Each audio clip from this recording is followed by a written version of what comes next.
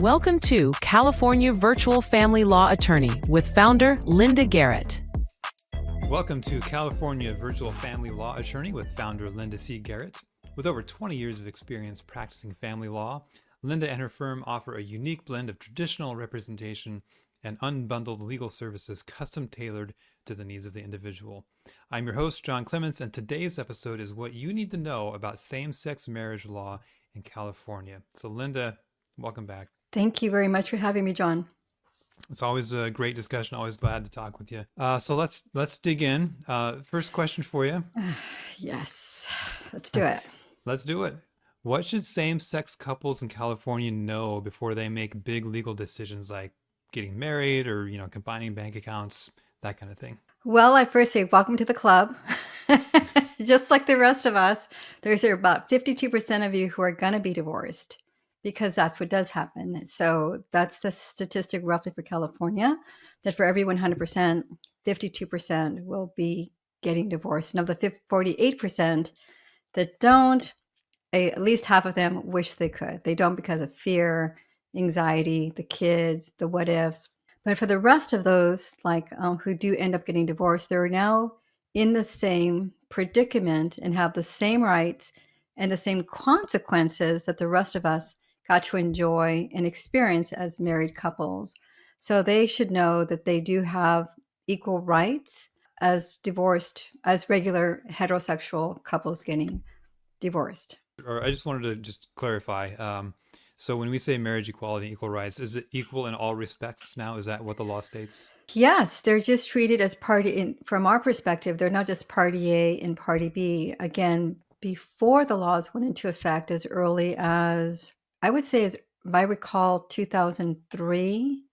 Then the first laws went into effect in San Francisco around 2008. It's pretty cool story. I was on my way to court, and every time I'd go down McAllister to walk from BART to the San Francisco courthouse, the city hall was to my left.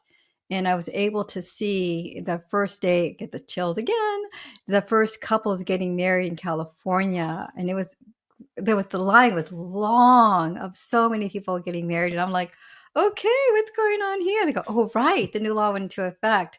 And you just see so many couples just so happy to now have the same rights.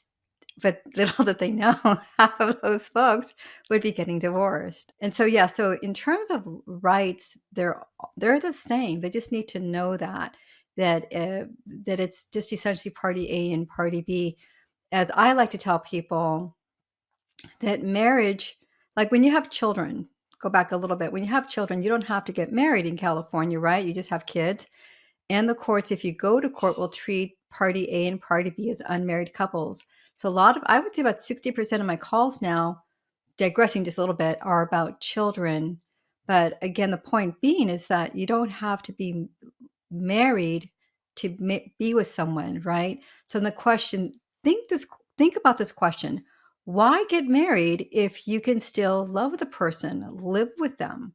That's a fundamental question that I don't think people ask themselves enough, that why am I getting married? Now, am I married? Yes. Do I advocate for not getting?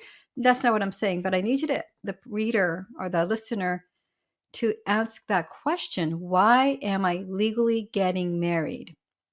And the answer is because you then get legal rights, duties, and responsibilities that an unmarried couple does not have. So if you're with a partner for 20 years, if you were never married, and they break up, does one of the parties get to ask the other party for spousal support? Heck no, they don't. Yeah. But if you get married, you can ask for those. Will you grant it? That's another story. Will it be granted? But do you have that right to at least ask for it? So in a court of law, we're not looking at love, emotions. Is it a male? Is it a female? The question is, who makes more money? Who's paying support to whom? Who's the payor? Who's the payee? Deposits to 401k. How many deposits went in during the marriage, from date of marriage to official date of separation? Another definition for another day. So it's just, divorce is very transactional. And that's why you see that lady, the picture you see all the time with the blindfold and the scales. She's blinded to the emotions, the genders, and all those things. She just wants to know numbers, dates, and that's it. So from my experience in family courts, since the LGBTQ plus group was able to get married in California, I can't speak to the other states because there's a lot going on, Yeah. but in our state of California, they're just treated essentially down, which is a good thing, by the way, is party A and party B, petitioner, respondent, when it comes to property division. And so when it comes to children and custody of children, is there any differences there? Again, no. It comes down to, are the kids safe? Does party A and or party B provide for the children? Is one of the parties physically, emotionally, psychologically abusive?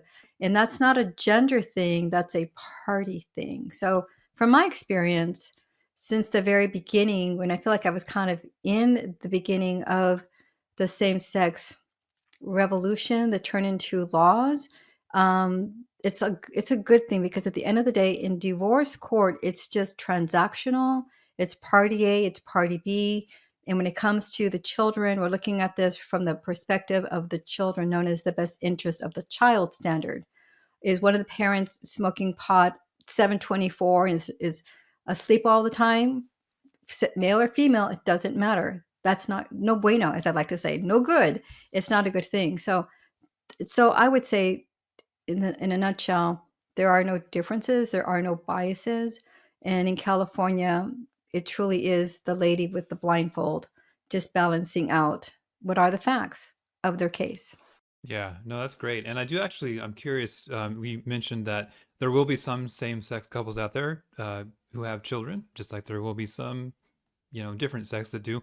So, what do they need to know about? Like maybe they want to adopt a child, or they have children and they don't know what their parental rights are. Can you just speak a little bit about their rights as parents? I'm not sure I'm clear on the Oh, question itself, but I don't, yeah, just for clarification, I don't do adoptions. For example, there is sperm donors providing sperm or egg to a same-sex couple. I don't do that area of law.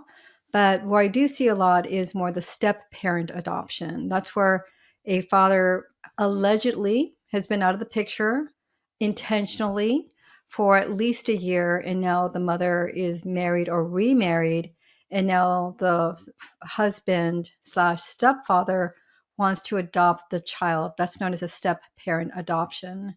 So I would segue that there's laws that allow for that, and there's rules and there's exceptions.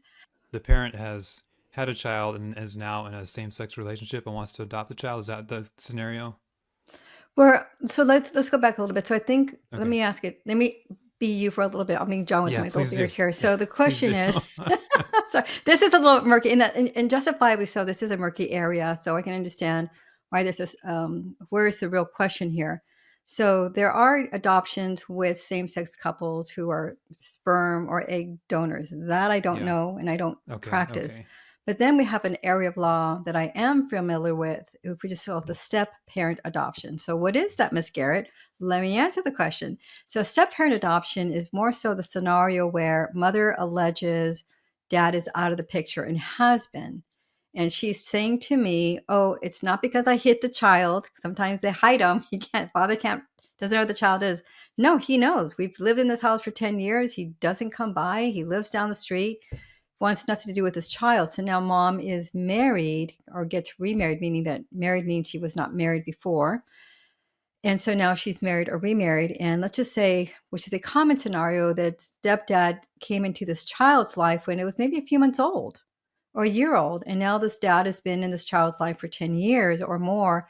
And that's just an example. It could be earlier, but in my scenario, 10 years or a few years, and this child only knows this person, we'll call him Mike as daddy, calls him daddy, and they love each other as as father and daughter. So then one day, stepdad approaches his wife and say, "Hey, I'd like to adopt little Maggie here to be my daughter because I love her so much. And if anything happens to me, I want to protect her on my life insurance.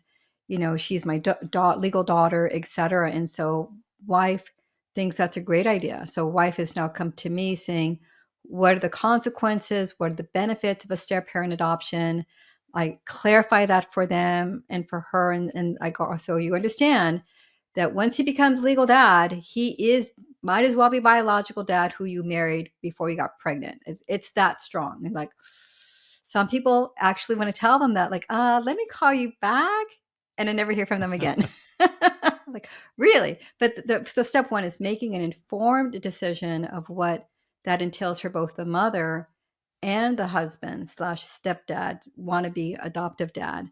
And then once that is the case, then they can start the process through coaching by me. Yep, it can be coached, of starting that process. So, and that's doable, but they have to prove at some point that mom was not interfering with dad's visitation, because that's the other side. Is that dad can say, well, no, if I have not seen my daughter, it's because mom won't return my phone call. She's blocked my number. I cannot find her on any app. She won't there's no way for me to know where she is. And so then that's another discussion. So not always are step-parent adoptions the process easy, because things come up. But on occasion they are, and that's a happy ending. And I once went to the one I went to in San Francisco many years ago. It was so nice because everybody was happy. The judge, the kids, mom and dad were taking pictures like a wedding. It was a great day. But again, we don't get many great days in the court. Yeah, I can Womp womp. imagine. Yeah. I'm glad Yeah. that you got to see one though. That's pretty cool. Oh, it was, Yeah. and yeah, it was amazing. Yeah. So I did want to ask you, kind of going back to the same-sex marriage idea.